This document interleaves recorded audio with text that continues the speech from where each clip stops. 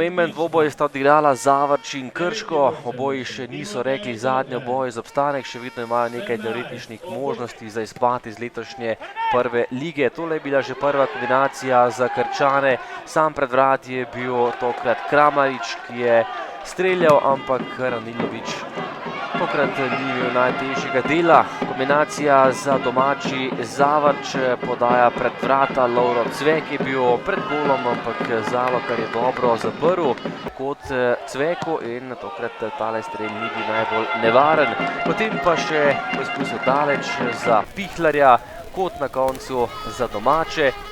Še napad Josipa Golubarja in obramba Zalokarja, ki je imel kar precej dela v temle začetku tekme.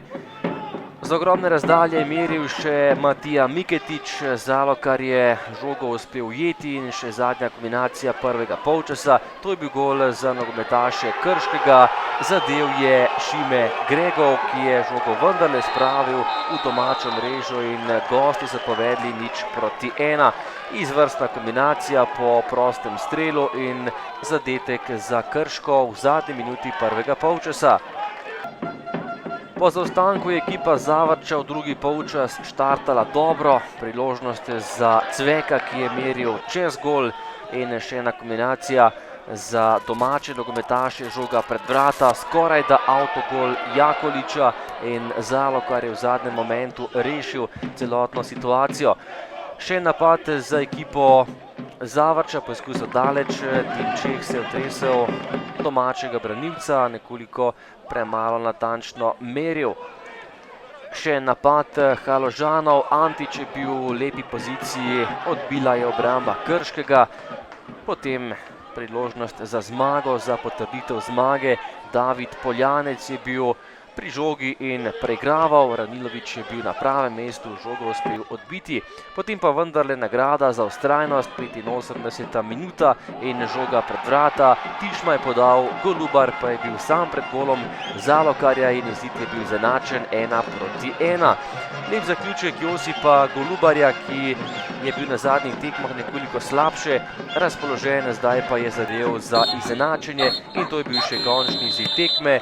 Zavrč in Krško imata 40 točk, 3 več od Kopra in morata v zadnjem krogu za zanesljivo potrditev prve lige tudi v prihodnjem letu doseči najmanj točko. Danes smo imeli priložnost, da dokončno rešimo obstanek, nažalost tega nismo uspeli storiti.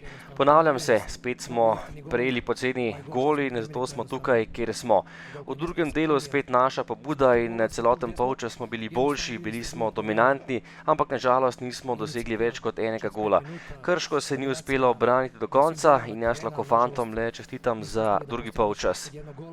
Ja, dobro, mora biti napeto do konca, veliko klubov je v igri, tako da mi smo predvsem želeli odigrati čim boljšo tekmo.